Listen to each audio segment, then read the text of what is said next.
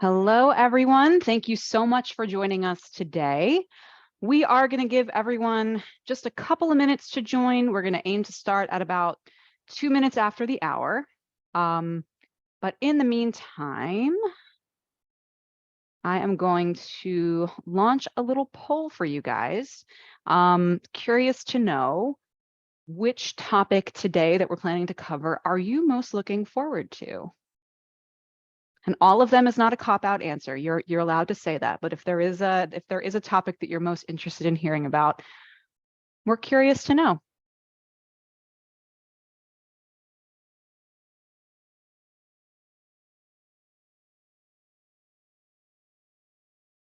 All right, a lot of good responses coming in. So far, all of the above appears to be the leading result. So if you're just joining us, we're going to give everyone until about 2 minutes after the hour. So in just under a minute or so, we'll get started. But for right now, if you have a second, we're curious to know what you're interested to learn most about today.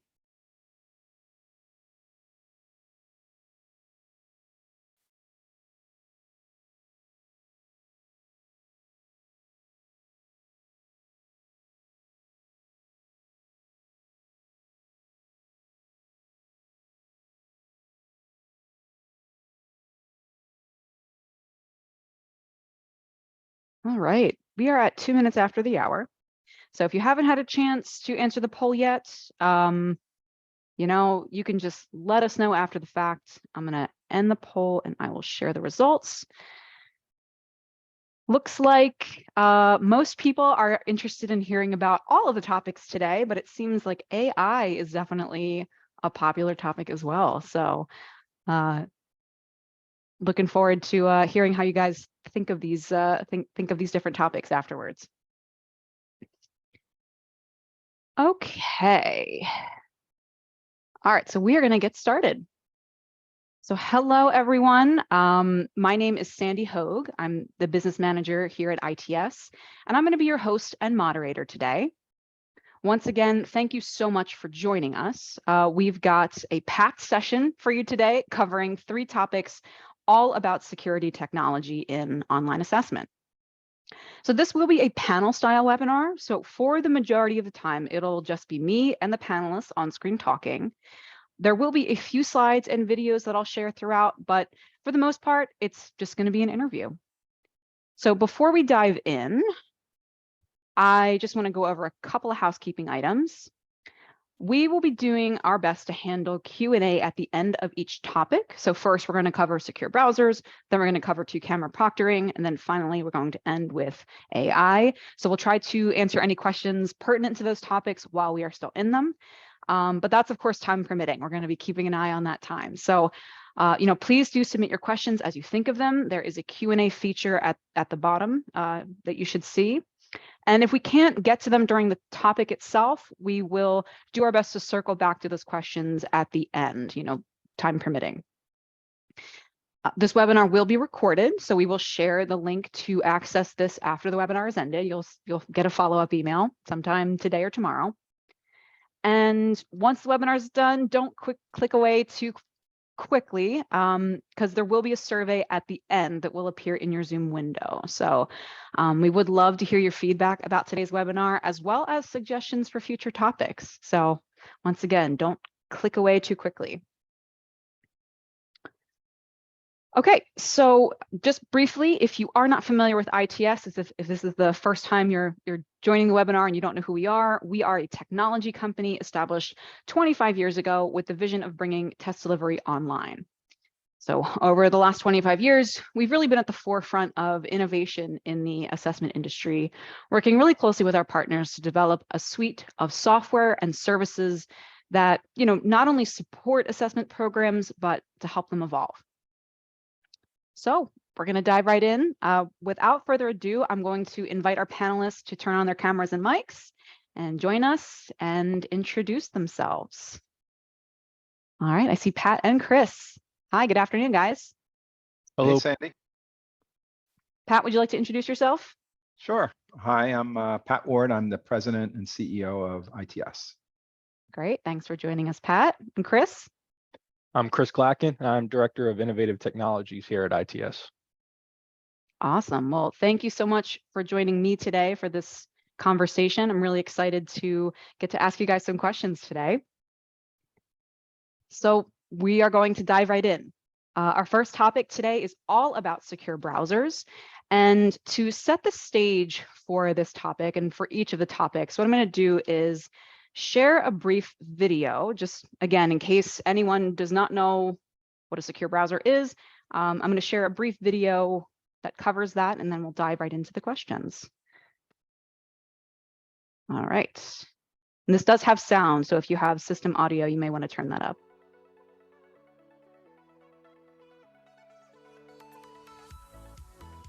A secure browser is a software that restricts access on a device, limiting the test taker's access to only the test and approved resources, while preventing unauthorized usage of the device's other features and applications.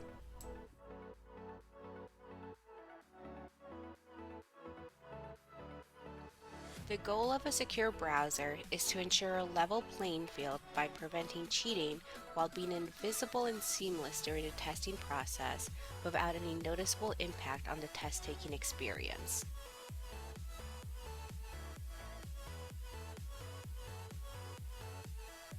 The limitation of a secure browser is that it can only secure what is being run on the testing device and cannot prevent external cheating, such as environmental factors, people in the room, or video cameras.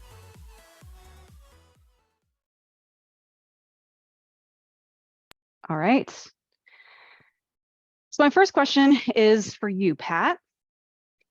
It seems like most companies who do online testing have some kind of a secure or lockdown browser. So from your perspective, are they mostly all the same? Yeah, thanks, Sandy. Yeah, it's interesting because every test delivery vendor has a secure browser they're using. So it's a key part of the entire suite. And the surprising answer is no. I think if there's really one thing I want people to take away from this webinar, it's that really most secure browsers are, well, not secure. They look like they are, they look good, they do everything you expect, but you can actually steal content and cheat relatively easily, and the programs will never know.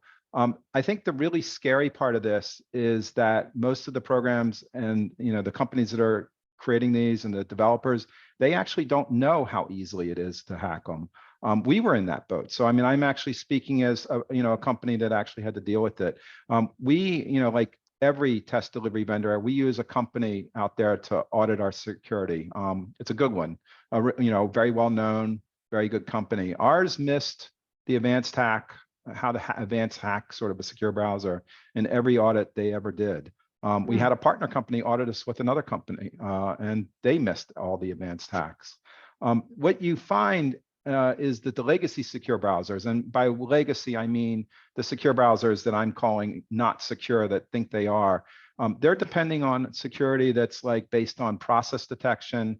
There's something called an affinity bit, which sort of keeps people from capturing screens, or change and focus detection. And that's not nearly good enough these days.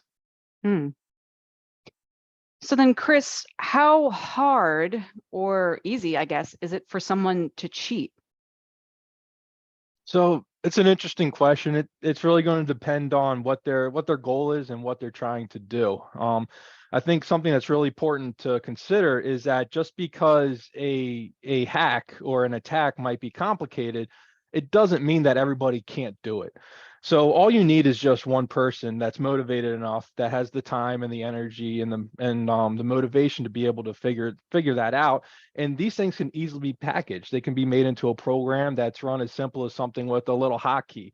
And at that point, anybody can run that hack. So yeah, it might have took somebody with a little bit of knowledge and determination to make it, but they can turn around and sell these things, or if they're motivated against you, start distributing it. So it's important not to think that just because a hack is hard that the candidate deserves to pass a test or anything like that. That's not the case, because they can easily just pay somebody for the software. And we have been starting to see some of these hacks for sale. And you'll keep seeing those kind of pass, because hackers they'll they'll take the path of least resistance, right? And they'll take one approach, and then if you shut that approach down, then they'll find another approach. And so maybe it ups the ante a little, but that you'll have that cat and mouse game that'll always be there. And these things can be packaged and made fairly easy to use. So just because something is hard doesn't mean a lot of people couldn't use it. Okay. All right. So Pat, you say that not every secure browser necessarily works, or not not necessarily all the same. And Chris, you're saying that, it's definitely not impossible for someone to cheat. So then how important is a secure browser, Pat? Well, just to add on to Chris's answer, so, a good secure browser, one that actually does work, can actually make it very difficult to cheat. So it's not impossible to stop. It's just that there's a lot of people who do not have the technology to actually do it. We can block, most attack vectors, and by vectors, I'm just talking about different methods that you can use to cheat. So we can do that, right? But so then you get into your question, which is how important is it? Well, this is that same question about how important is security and remote proctoring and things like that. But it really comes down to the program and the stakes of the test. And I like to throw in one more thing, because we have some clients where cheating in their test would be like a death penalty for a career. Like if you're cheating on a doctor's exam or something like that. These boards and these programs in the USMLE and people like that, they take that super seriously. So in that particular case, the death penalty alone is enough to keep people from probably cheating, because just some things like that. But for a lot of programs, like you get into an IT certification test, nobody really cares, right? It's not really, and I mean, the programs care, don't get me wrong, Right. but it's not going to affect the career. The people hiring them aren't going to know they got caught at one point. It's just sort of a hidden, unknown thing. So, the question really comes down to is at the program level, how much do you care? And the important thing, I think, I would want people to recognize is that we talk about a secure browser, and the reason why we bring it up, the reason why we're even talking about it in this webinar, is that it is your first and your most important line of defense against cheating and stealing content. It's not your proctor, it's not your remote proctoring system, it's not your test driver. All those things are important, they all matter, but the secure browser is the very first piece. And if that piece is insecure, all that stuff the proctor is watching is not going to be what's happening anyway. So it doesn't really matter. Got it. Okay. So how important is it? Pretty important to have a good one and for it to be your first line of defense. All right. So Chris, are you able to share with us some of the hacks that you're seeing? Yeah. So this one's interesting, right? Because there's a bit of that survivorship bias there. So you're only going to see the ones that you're catching. You're not going to see the ones that you aren't catching, right? And every day you learn something new. But I kind of see it as like three different tiers of kind of hacks that you're going to experience. The first one, like the lowest level stuff, is virtualization. So hackers are going to try to use a virtual machine. And if you use a virtual machine, for anybody that might not know what that is, it's essentially, it allows it's an operating system within your own operating system. So what that means is if you launch a secure browser, it doesn't matter how good your secure browser is, because you're only locking down this window on your computer that can be moved around, and you're essentially no more than a web browser at that point. So a virtual machine is just going to get past any type of security that you're going to do, and that'll be like, that's like your really low level hacks, and that opens up the door to a lot of other possibilities. A lot of the some of the main goals for cheating is you're gonna either, from a cheating perspective, is getting that proxy tester in there. So to get a proxy tester in there is how can I get that screen share going again that the secure browser stopped from me, and how can I get remote access or secondary mouse or keyboard into the mix so that they could take the test for me. So you're going to see those kind of level, and then if you start to block those things down, then it starts to then you got like some other, I would call them like tiers. So people will start to look at manipulating and bypassing the secure browser. So okay, so you shut the door on VMs, and so now they're gonna take another approach, and then you can get to the super like state level hackers where it's not, you can modify the underlying operating system and do things there too. So it's all just about the determination and the motivation that they have to do that. But that's kind of how I would kind of group those categories there. Okay. Well, this is all kind of scary. All right. So Pat, if I am, I'm a test sponsor, how can I find out if my secure browser works? Right. So, one of the things we do, and I think, a lot of programs do is go check out YouTube, go check out the internet and do some searches and see if you can buy one of those tools that Chris is talking about. That's a nice way to sort of get a sense of, is there a way to do it? You'll go out there and you're going to find, people that basically say they can cheat with most things. But the other level is you have to build into what Chris was talking about, those kind of different levels. We are seeing people mostly at the easy and medium level right now. But we know there's ways to do it that are sort of another level. And, we're blocking attacks that are sort of one more grade above those things. So the way to find that stuff is you got to have a pen test, a penetration test, a secure audit that somebody knows what they're doing. The problem that you have is finding somebody who actually knows what they're doing in that. And that's going to be the challenge, finding somebody who can actually hack things. Mm-hmm. One quick follow-up question there. You said go to YouTube. So hackers are posting how to do things on YouTube? Yeah, there's actually videos of them doing the hacks. And I'm talking about people that are doing basically disassembling the code and patching the code. So you take a program and they put a jump in the code, so wherever it checked, say for a VM, they just jump right over that code, and therefore it's no longer checking for a VM. And that's where Chris was talking about. They go as far as they need to, then they stop because that's good enough. Now they can get past the VM. Mm-hmm. So literally things like that you can see on YouTube. Wow. All right. So then Pat, do you have a sense of like what percentage of people are trying to do this? Is there any data about this? Yeah, so that's an interesting question. So first of all, it depends on the program. Every program is a little bit different on how they do it. We see it, and it's also different at some level at like which countries and things like that.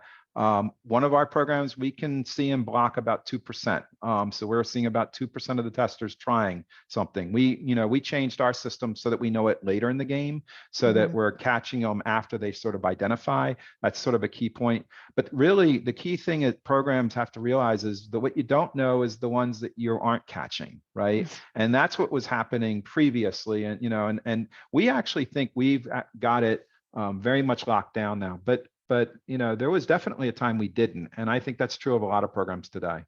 Mm-hmm.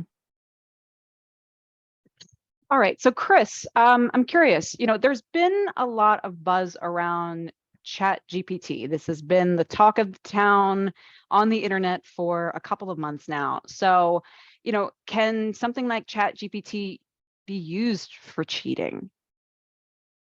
Yeah, I mean, you'd be surprised at anything that could be used for cheating, really. But ChatGPT is one of the flavors of the month right now, and it is interesting. So I'm sure everybody watching this right now is already aware of what ChatGPT is, but at a high level, it's a way that you can send it a prompt, so you can ask it a question, and it will return a well-formed response that consists of actual data that can be like an actual well response that can be used to answer a question. There's already YouTube videos and news articles and everything about people already using this during testing, and so it's really interesting. And so to get it like so Sandy, if you can bring up that video that I sent you, that can kind of paint a visual here about how this could be used inside of a secure browser. Now, this is something that we made ourselves. This isn't something that we saw on YouTube or anything like that. But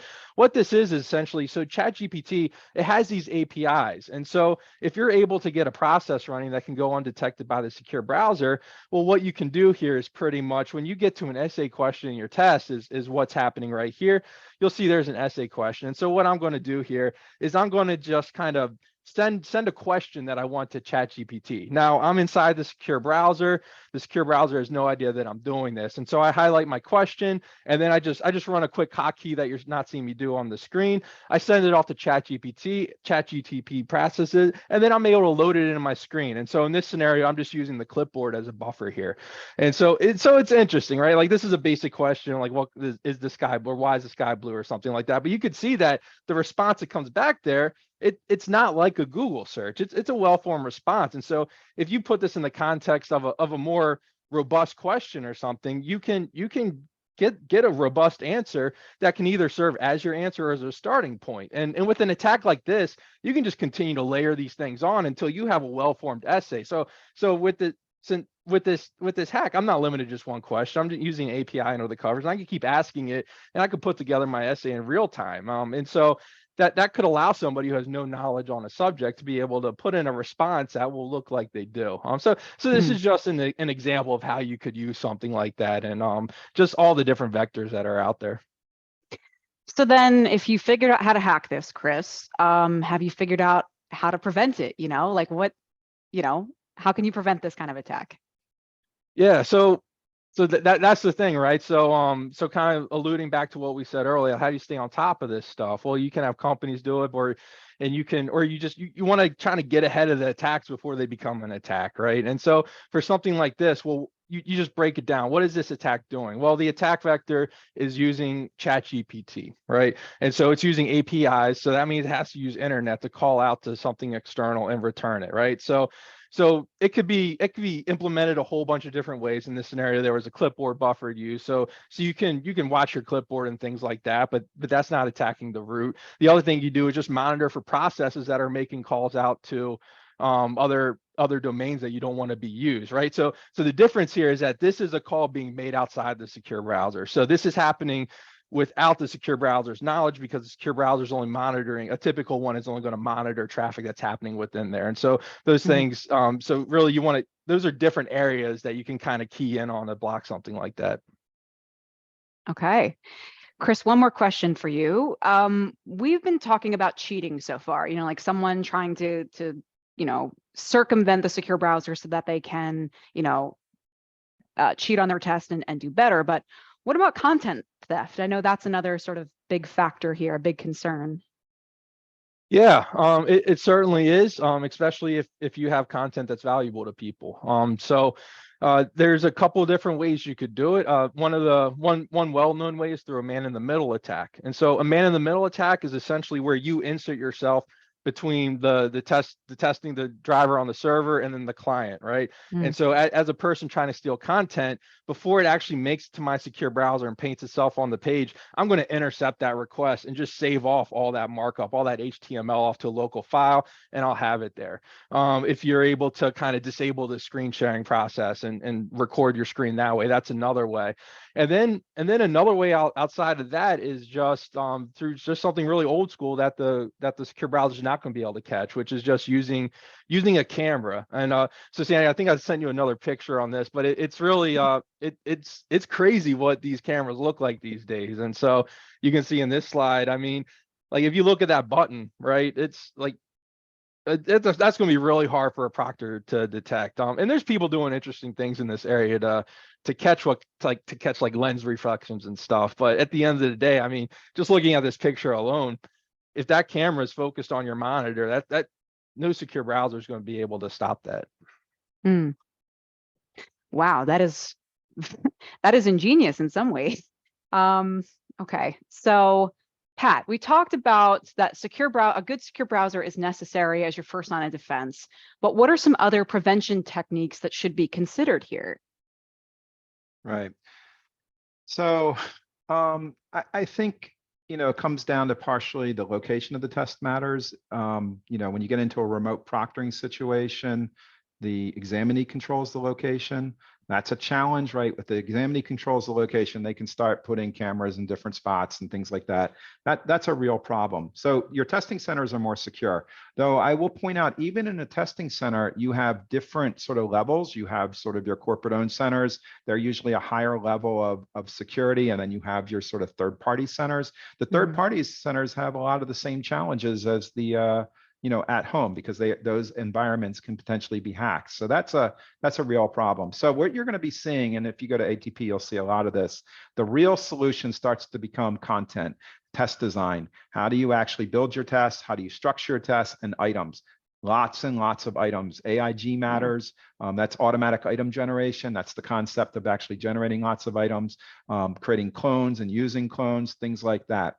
It also matters when you get into things like remote proctoring. So the technology used in the remote proctoring matters. We're going to talk maybe a little bit about this later with the AI thing. We'll also talk about keyboards and mice detection and things like that. The remote proctor training matters, right? You're talking about, is it a person making $6 or $7 an hour somewhere, or $3 an hour, or is it somebody who's a little bit more professional? So that can make a big difference. And then last is the post-test analysis, detecting it. You can do some things to find, are people navigating quickly? Are they looking at their exhibits and things like that? Do they look at all the aspects of the question? Do they scroll the question? Do they just answer it? So you can use things like that to kind of tell whether or not you have cheating going on. All right, so final question in this area. What should a program do then? What's your advice? Yeah, so the big thing is you have to decide, how important it is to you. What's the possibility of somebody cheating and stealing content? How much do you care? And what you're willing to do to prevent it, because the prevention costs money, or it costs, flexibility. Like, do you turn off remote proctoring? The answer is most people don't want to go down to that level, but there are some programs, for instance, that are center-based only. Okay. And Perfect. invest. You have to invest. Invest in the, your partners for the security, invest in the content design, things like that. All right. Well, that's great advice. I don't have any questions in the Q&A right now. So if anyone thinks of additional questions that you have about secure browser, pop them in later, and then we'll get to them at the end of the webinar. We're going to shift gears and switch over to two-camera proctoring. Just like the last time, I am going to share a video with you. All right. Let's see, volume's up.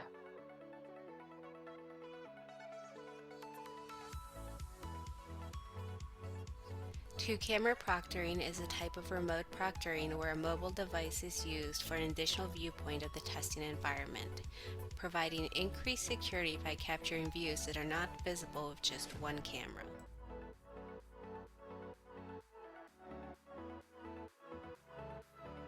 In two-camera proctoring, a mobile device is secured using its native APIs to restrict access and lock down its functionalities.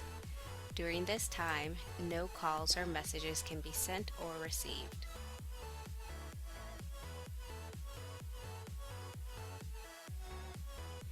Access to the entire mobile device is not given during the two-camera proctoring process. The mobile device is only used as a secondary camera. No personal or private information is viewed.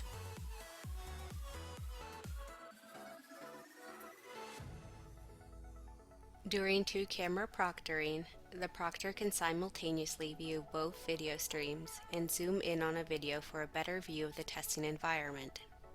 The proctor will only use audio from one of the camera's video streams.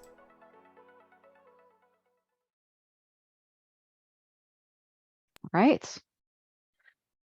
So Pat, my first question's for you. When should a program consider using a two-camera solution? Yeah. So, first I want to paint that visual. You're the test taker, and you've got your camera like we all have here, and then you've got this phone propped up on something, maybe a book. Pointing and showing your keyboard. So it's basically showing a different angle for the proctor, where they can see sort of your hands, maybe your lap. Maybe your screen to some degree, depends on the program, because they have different rules. So when this concept came out, and there are some companies that are really pushing it, and there's some companies that are avoiding talking about it. But when this concept came out, I can tell you where Chris and I were. We were against it. We thought it was kind of stupid. In fact, we thought it was a marketing thing. It was strictly a marketing thing.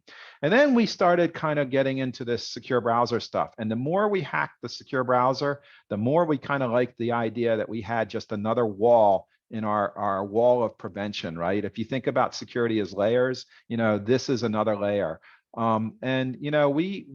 We've kind of completely flipped on this. And we flipped during the early middle part of 2022, at which point we decided to sort of make a big investment in it and add two-camera to our systems. But there's a lot of companies out there. So this is not like, hey, ITS invented two-camera or something. There's a lot of good solutions out there. We'll talk about some of the technical challenges and things like that. But the bottom line is, that after secure browsers, we decided that line was important. And then if security is important to you, and deterrence is important to you, and deterrence is kind of this concept that's a little different, which is, hey, every time you make it a little harder to cheat, like for instance, that BM person might be a little worried that BM is going to show up on the screen, right? Or if you're hacking it and inserting something into the screen, we can actually insert a browser into your test. That kind of can scare people. So that deterrence is kind of nice, and we recommend 2 cameras for any company that is basically starting to go down to remote proctoring. It's a nice solution. So really your answer is anyone who is going down the route of remote proctoring should consider using it. Yeah, and that's a massive shift for me. I was thinking it was kind of stupid, and there's some cost involved for all of us. So, right. But it does have it's not as important in the list as, say, the secure browser, for instance. It's somewhere down farther, but it does add a level of security, and it's useful. Well, thanks for sharing the mental shift that you guys went under too. I think that's helpful for people to know. And hopefully Chris agrees. Guess we'll find out. So, Chris, can you tell us a little bit about the technical challenges of the 2-camera solution? Yeah, so it was really interesting as we dove into that project. Really, the biggest technical challenge we had was just there was 2 cameras now. So how you keep that together, right? You're now dealing with 2 individual camera feeds. And so what we wanted to do was we wanted to make sure that we put together a product that made those videos consumable, not only in real time, but also give you the ability to rewind live and also look at these historically. Because if you have 2 videos and they don't sync up, that's going to be really hard to go back and review something that you want to review. And then you then it's like, okay, well, keeping something in sync, that's easy to do if they're both start at the same time or they both go at the same time and nothing ever stops. But that's not the real world. You're going to experience technical challenge. You're going to have to experience things like phone batteries and that kind of stuff, and network connections, anything that might interrupt that stream that's really going to throw you out of whack immediately. So the biggest thing that we wanted to focus on there was just making sure that the solution that we ended up with had the ability to have 2 streams that could easily be reviewed together and keep them in sync. And you probably have to have your sort of fail-safe you had to make decisions, I'm sure, about what happens when the phone battery gets low. Like, what do you do, right? Yeah. So those are things that we wanted to consider. So we make sure that you start out with the minimum power, a minimum level of power, and if you don't, then make sure you have a power source plugged in. And on the other side of the spectrum was just like, okay, well, how can I make this consumable to the proctor, right? Because the proctor already has a certain number of videos on the screen. Are you just going to double that in size? And that'll be really hard to watch. So you want to make sure that a proctor is viewing these in the context, and especially for if you're not using professional proctors and you're relying on something on your own, you want to make these things easy to understand and know what video goes where, because these are separate videos, right? The person's face isn't in both of them. You're going to see either a set of hands or a monitor and a face. And so you want to make sure that you're keeping those things in context together, that this stream goes with this and those type of things. And so just looking at it from a usability perspective too. I would throw performance into that answer too. So, when you're dealing with this, you've got 2 camera feeds coming up, that's like double the bandwidth. I mean, it's already a lot of data coming up, and your upload speeds are slower than your download speeds anyway. So, we were quite worried about, all this data, just all of a sudden we doubled basically our data going out from each candidate, which means the candidate, Wi-Fi matters, and the coming into the proctor. Both of those were kind of a challenge you had to think about. And on the candidate side, one of the things you have to do is make sure you have an absolute good way of sort of stepping down and handling sort of these different sizes, so that you can go down in resolution and keep making it work, but maintain sort of whatever you consider your minimal, right? Minimum that you have to go do it, which then starts to get into things like, well, do they have a way to check it out ahead of time? And how much can they prove out that it works so they don't get into the middle of the test and fail? So a lot of things related to performance were in those conversations as well. Yeah, it sounds like there's a lot to think about. Chris, you mentioned the video feeds and trying to keep those in sync. What about the audio? So audio is interesting. I can't say what other companies are doing, but I can speak to what we did. And the path that we went down was we ended up using just a single audio source that we're capturing, the same device that we're capturing the primary video on. We were finding in our initial testing that the two audio feeds, both in a playback setting, would require the user to manually mute one of them, or you'd have to automate that for them. And then they're both, typically they should be close to each other. And so unless you're in some kind of failback scenario where you need one, it really was just introducing an echo and making things harder to follow. So we just went down the path of using the primary one. Okay, that makes sense. So Pat, Chris mentioned some of the technical challenges. What about operational challenges, for both the candidate and the vendor?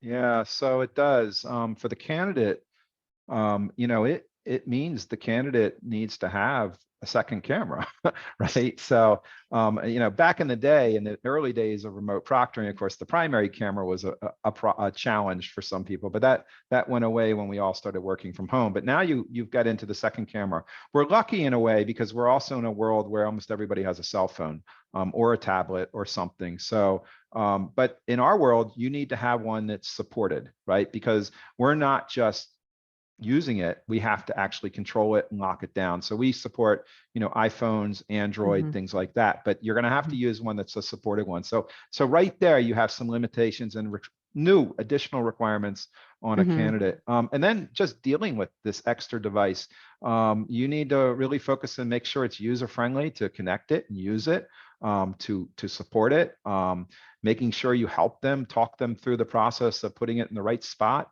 making sure that it's plugged in and giving them good feedback. So the user interface and the flow of a system like this actually is more complicated, right? It takes a lot more modeling and thinking through, not as much technology problems as just sort of operationally thinking how the whole thing works.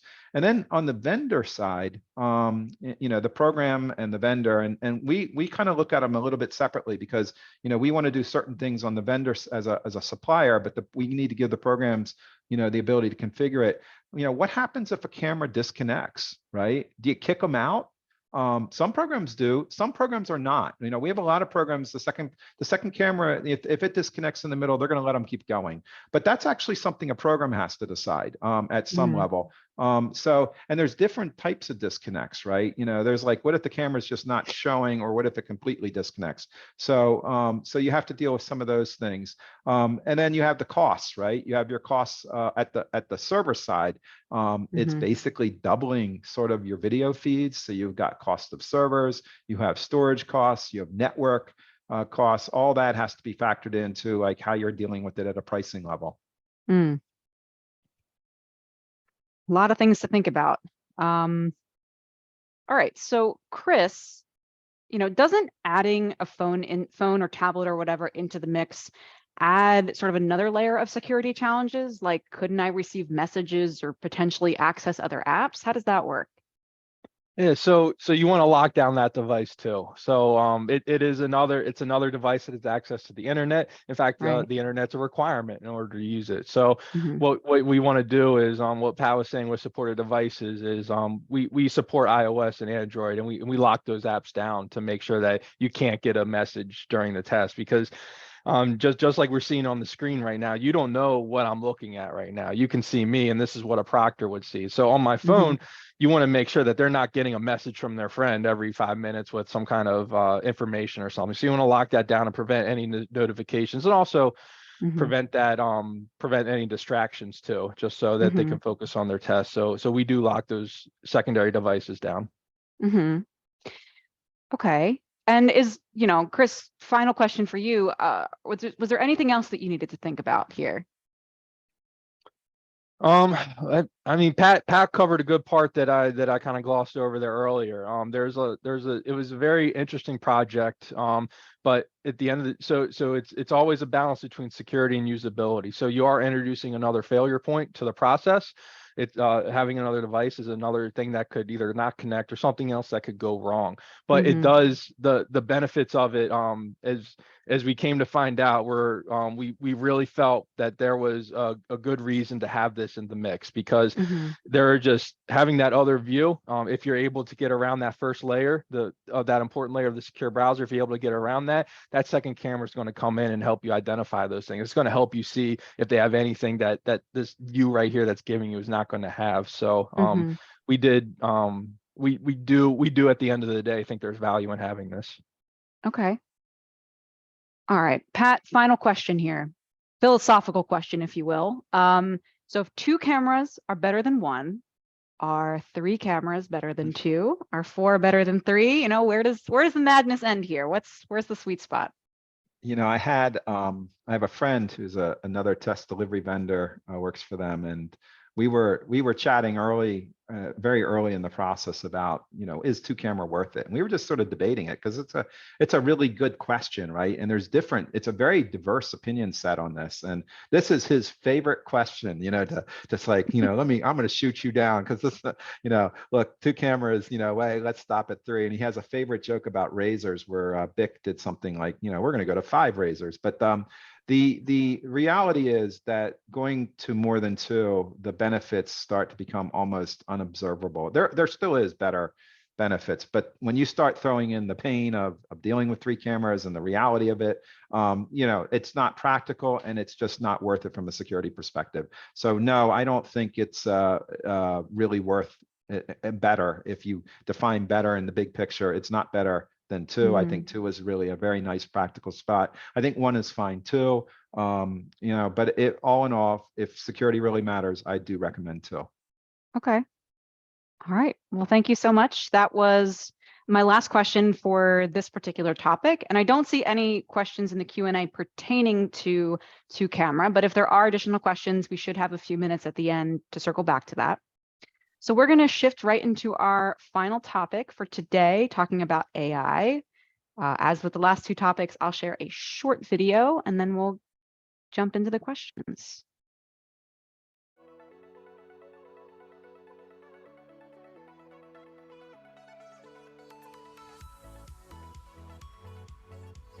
AI can help detect unexpected audio levels, unpermitted people or items in a room, or candidates looking away from the camera. However, AI should not be the sole decision maker, but instead be used to support the proctor's decision-making process.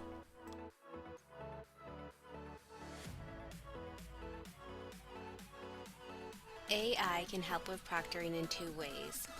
Live proctoring with AI-assisted monitoring that flags suspicious behavior for the proctor to review in real time by highlighting the candidate, and record and review, where AI identifies potential issues for later review by the proctor.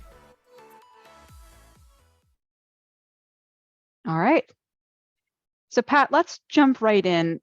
You know, can you tell us a little bit about the legal restrictions for using AI? We're talking, you know, privacy concerns, any kind of, again, legal concerns, security. What are the restrictions? And maybe even moral concerns, I think. Yeah. Yeah. So, you know, AI has a sort of well-earned bad reputation in this area, and it's a real issue. So skin tones affected, eye shapes affected. If you have an accessibility problem like head tics and something like that, these are all things that can trigger an AI thing and create a problem. So, you know, we're kind of aware of that, right? That's not something, and not only are we aware of it, but there are actually laws that say you can't use AI to make decisions that would create, you know, sort of unfairness and things like that. So and I think morally, that's absolutely, you know, I'm a big believer in that. So a supporter, I don't think this is a bad law either. This is the right thing. So from our perspective, the key point that we follow is that we don't use AI or the computer to make decisions. From a remote proctoring perspective, we want the remote proctor to make all the decisions. And we want to make sure that our focus is on how to help the proctor, you know, which is why we call it proctor assist, but not try to make the decisions that, you know, are what that the system can do. So, you know, from our perspective, you know, the bottom line, you know, every decision that's going to be made in an ITS solution is going to be made by a human. So that's sort of where we land on that subject. Mm-hmm. Yeah, definitely a lot of things to be thinking about there. So Chris, how would you characterize the main benefit of using AI in remote proctoring? Where do you see the benefits?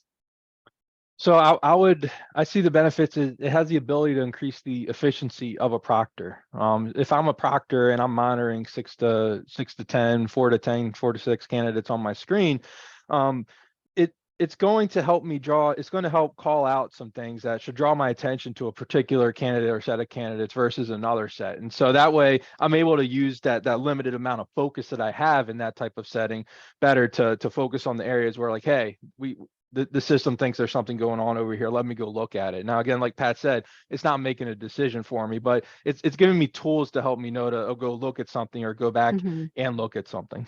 Mm-hmm. All right. So for making you more effective, that sounds good. Does that mean that I can also proctor more people simultaneously? So that's an interesting question, and there's a lot of valid viewpoints out there, a lot of smart people with viewpoints. My take on it is, I kind of have two opinions on it. One is that in a real-time scenario, I don't think AI can increase the amount of candidates that you can proctor, because it's going to draw your attention to something. But in a real-time proctoring environment, you can't stop everybody. Like, everybody stop right now, let me go look at this candidate, see what they're doing. I still need to be able to make sure I'm dispersing my attention to all the candidates that are currently proctoring. Now, I feel differently in a record and review scenario, because there you have control over videos that you're watching, and you can go in and zero it, and it does make a good difference there. So, but I would say in a real-time proctoring scenario, my opinion is that I don't think that it can increase the number of candidates that you should be watching real time. Again, that is an opinion. So. All And right. Well, thank you what's for funny sharing. about that is that I sent Chris an email this morning about, somebody who's very smart in the industry who just he said in his article that he could proctor 300% more, 3 times more. So there is different people with different opinions, and people are probably taking advantage of it. But I think I agree with Chris. It's only so many people you can really pay attention to in real time, and adding this one more layer just even adds more things they're watching. So. All right. Well, thank you guys for sharing your opinions about that. All right. So Pat, we saw a bit of this in the overview video, but can you say a little bit more about what features of the AI Proctor Assist that you decided to use for ITS? Yeah. So, most of the industry is kind of following sort of the same path. In fact, most of us are using sort of the same base level toolkits, even behind the scenes. So the first thing we wanted to do is sort of, have a low key approach. Like, we're not kicking anybody out. We're not doing anything like that. We're just highlighting the candidates. So you might have seen it in sort of the preliminary video. It's sort of like a little yellow around each candidate where something's happening. And then we're tagging and timestamping the video so that if you ever come back and look at it, at any one point, we know exactly at which point that particular behavior began and which point that particular behavior ended. So we can tell that. We wanted to support the Proctor Assist integration for both live rewind, which is why you can go back and look at it right while you're doing the proctoring, and in a historical perspective, which also brought into that whole concept of 2-camera, right? Because one camera might be picking up something and the other camera might not. So you have things like that you have to deal with that as well. So so we wanted to support it for both live proctoring and the record and review. And then the other thing that we're doing, and this is actually one where the secure browser is involved, we use Proctor Assist not only to alert to AI type stuff, but we wanted to solve that problem where if they have an extra keyboard or mouse and they're using that keyboard and the mouse maybe in a different room, we wanted to basically detect it, because almost everybody who has a laptop has 2 keyboards, right? And 2 mice. We all have that on our laptop in here. So what really matters is when 2 people are using it, right? So you have an unexpected use where somebody else is coming in. In that particular case, we also use Proctor Assist to say, hey, something's happening here. This is what we're seeing. Maybe you want to, do something about that.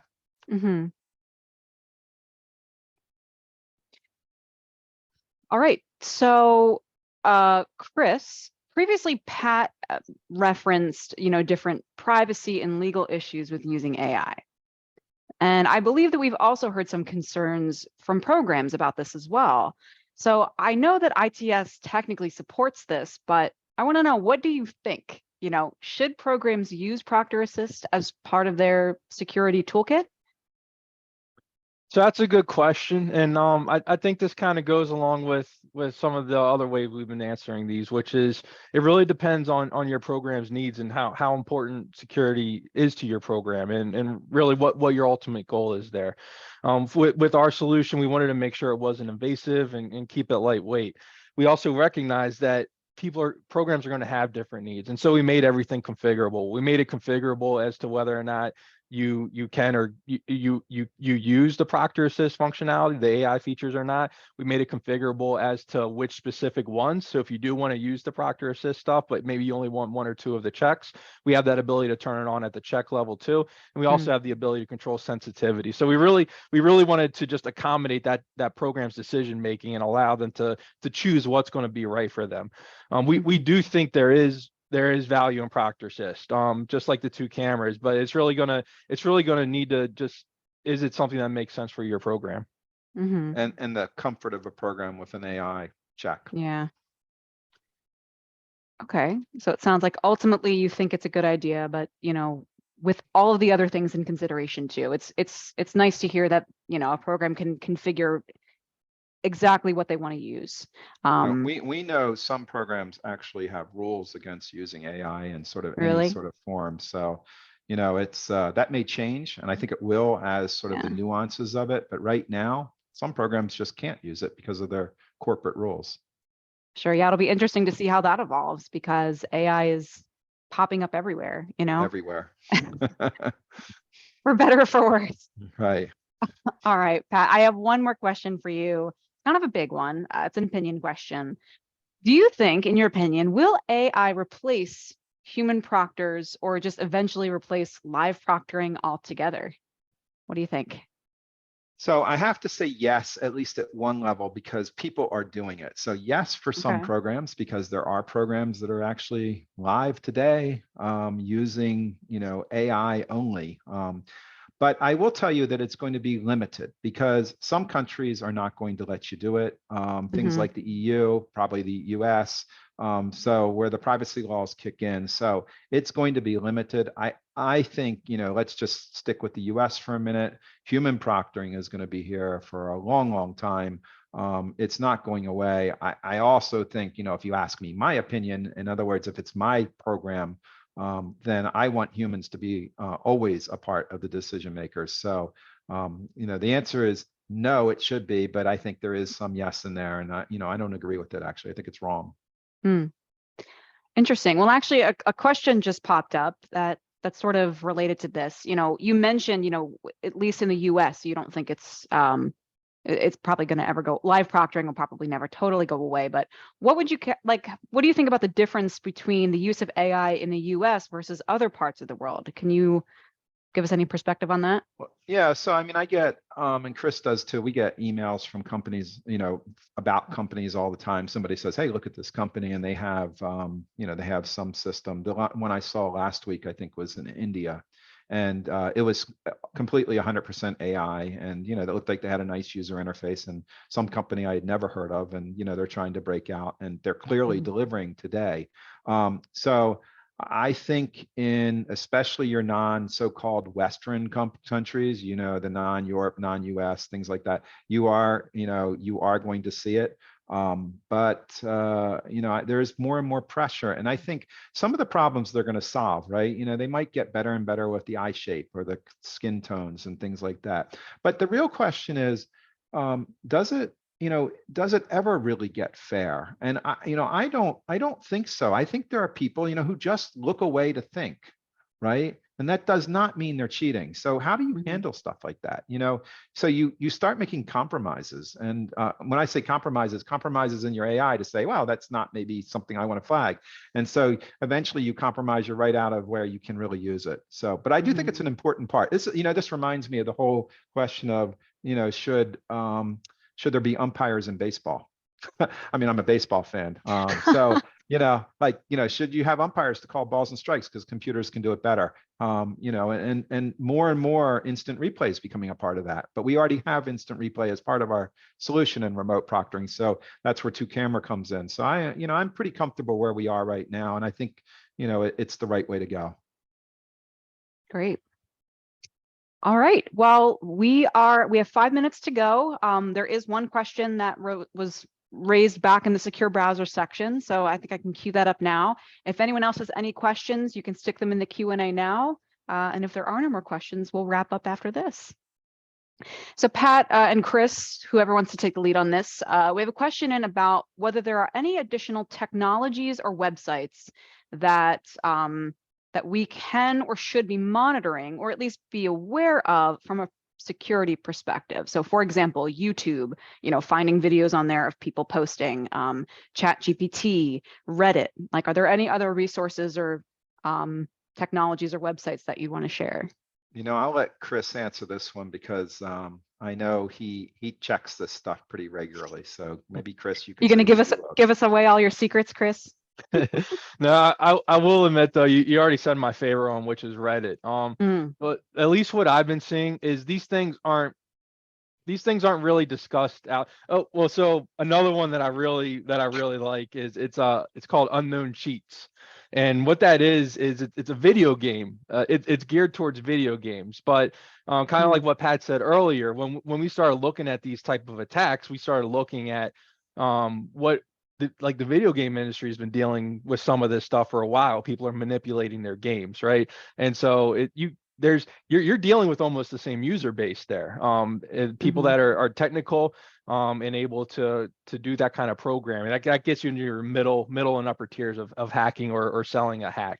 So I do like that one. Reddit is always good. I mean, you can go there right now and just see some threads that are dedicated to it. But one thing that you are going to notice is that a lot of these things are more just they do enough just to get the word out. And then from there, you move it over to a Discord or a Telegram or something like that. And so, it becomes tricky to monitor those things. But Chris, tell people what a Discord and Telegram is. I was going to say, help me out here. So a Discord is basically these people can anybody can just kind of set up their own server, and you're just making your own kind of chat area. Like, it has its own framework and everything, but you can set up different channels and you have your hashtags and everything in there. And some of these get really crazy. I've seen some where they have their own support ticket queue. And they have somebody assigned to address the tickets. They have their developer that addresses these attacks and it's a whole business around it. And there's a whole bunch of like I'm sure this audience is already well aware, like you have your like honeypot concepts and honeypot site concepts and all that for like monitoring content theft. But these things, these are legitimate.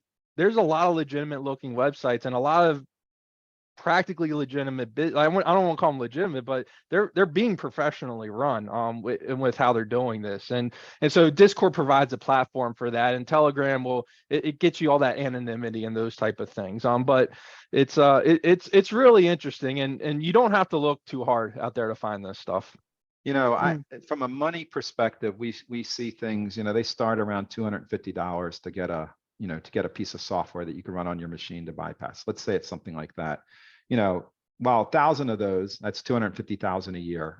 We're talking about this is a multi-million-dollar industry at a minimum, right? Right now, just for and then when you get into the big hacks where they take it for you and replace you, some of those are like they charge you $5,000 or $4,000, and so it's a big business, and there's a lot of money involved. And whenever there's a lot of money, you get a lot of smart people involved. Mm-hmm. Yeah, this is all very much over my head. When you started talking about the telegrams, Chris, like my eyes glazed over. No, but that's so interesting. All right, one last question came in. Are secure browsers the bare minimum that a certification program should have? No, I mean, a secure browser only helps you if it's got a combination proctor involved. If you're putting a secure browser at home and they're running at home, like at home type test, you may as well not even have a secure browser if you're trying to protect content. It's, yes, you can make it harder for them to do something, but it's kind of pointless. So a secure browser is not enough on its own. You need the remote proctor center, something. Oh, great. Well, thank you so much, Pat. Thank you so much, Chris. This concludes today's webinar. I hope you all found this discussion as enlightening as I did. And, if there's anything that anything more that you'd like to learn about this topic, reach out to us, get in touch. We'd be happy to continue the conversation. All right, everyone. Thank you so much again for joining. Thanks, Sandy. Thanks, everybody. All right. Thank you. Bye.